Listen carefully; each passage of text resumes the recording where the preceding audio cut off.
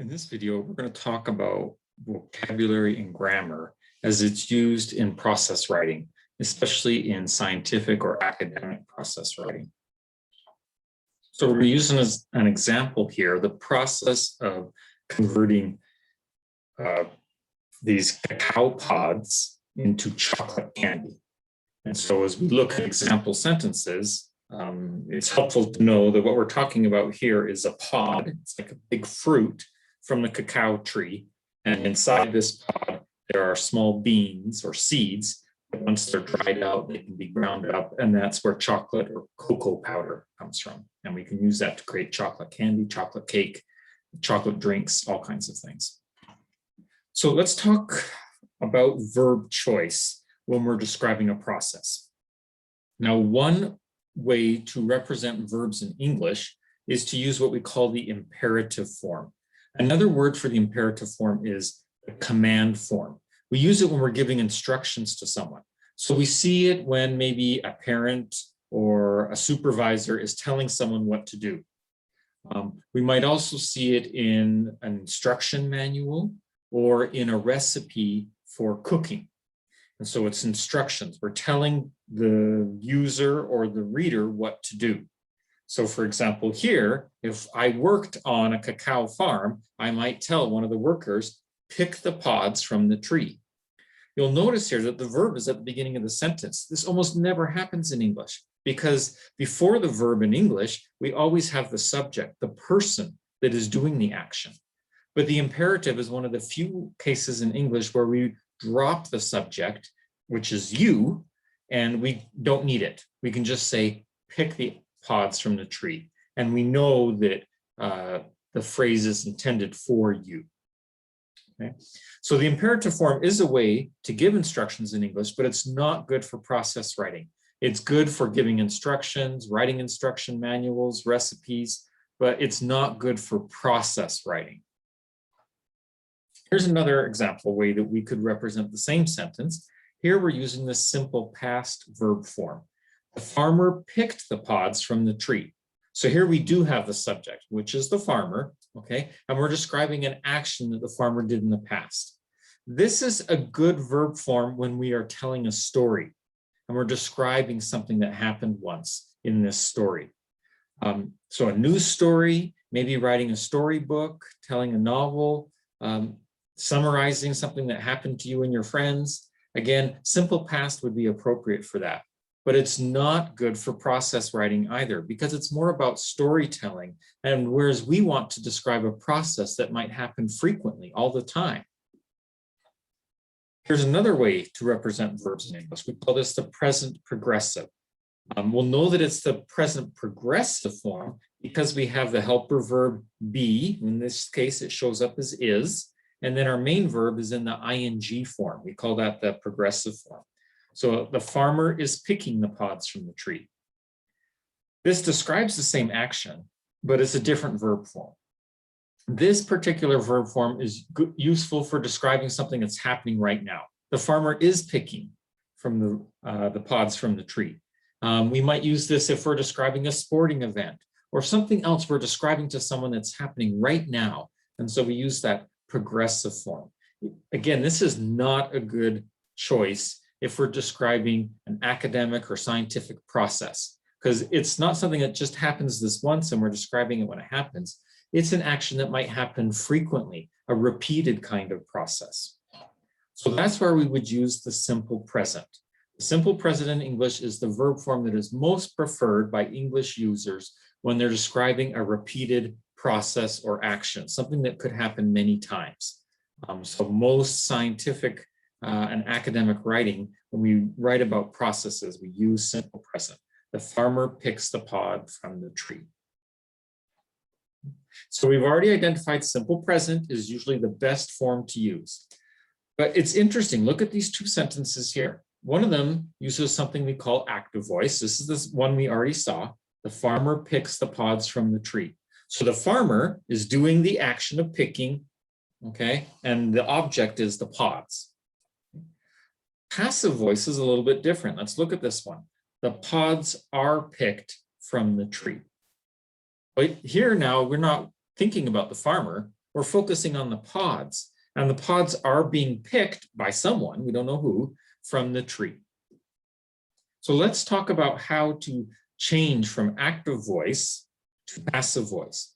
And the advantage of passive voice is we don't have to worry about who's doing the action. If someone is doing all of the steps in the action, we would have to say them at the beginning of every sentence. The farmer does this, the farmer does this, the farmer does this. If we don't want to worry about that, we just want to focus on the next steps in the action and what happens differently. So that's where passive voice can become helpful if it's a repeated person that is doing all of the actions.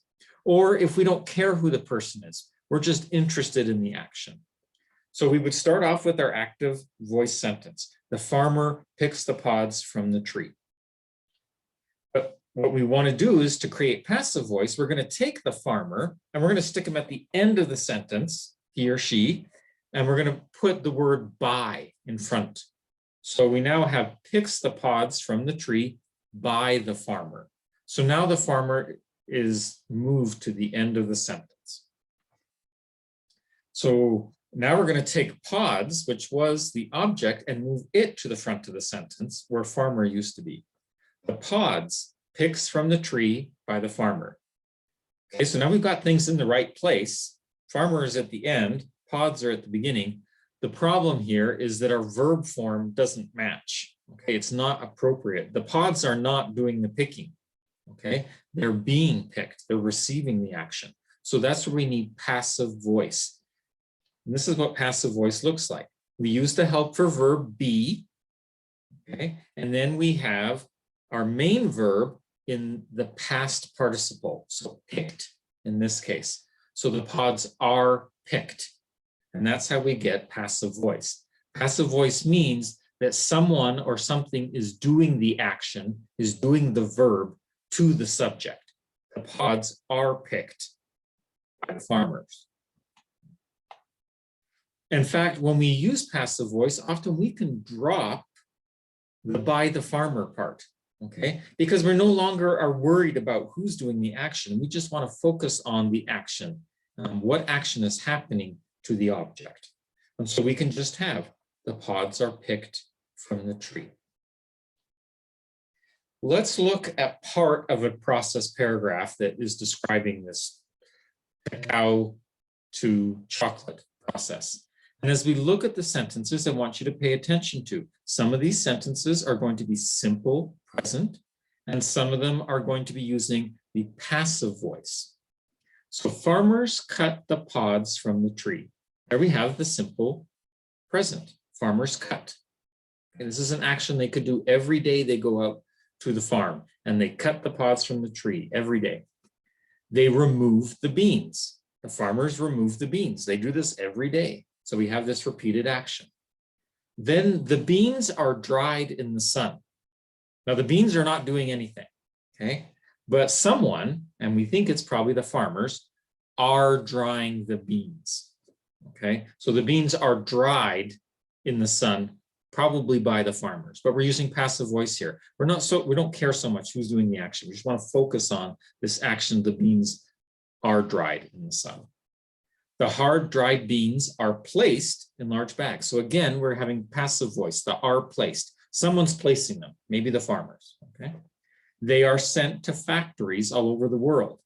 So again, someone is sending the beans somewhere, but we don't care who's doing it. We just are interested in the action of the beans being sent. The beans are roasted in ovens. So someone's roasting now the beans in the ovens. Where again, we have passive voice. It's probably not the farmers now. It's probably factory workers. But we're not concerned who's doing it. We just want to focus on the action. Next, a machine takes the shells from the beans and grinds the beans into liquid. Now here we just have the simple present again, because who's doing the action? It's not the beans, okay? But it's the machine. So a machine does a couple things. It takes the shells from the beans, removes them, and then it grinds. Okay, that means to squish and mix the beans into liquid. The liquid is mixed with milk and sugar. Now, who does that mixing? We don't know. Maybe it's factory workers, maybe it's a machine, but it's not important for this particular process. The mixture is poured into candy molds. Again, someone is doing the pouring. We don't know who. Okay, the chocolate cools. Here we have the simple present. The chocolate does this every time the chocolate is poured into the molds. It cools itself. It's something, an action it can do. It becomes hard. Again, simple present. It becomes hard. At last, the chocolate's ready to eat. So we can see an example here of an academic or scientific process where we see lots of simple present used, and sometimes we will also see the passive voice used. So these are the kinds of grammatical structures that are very common in process writing.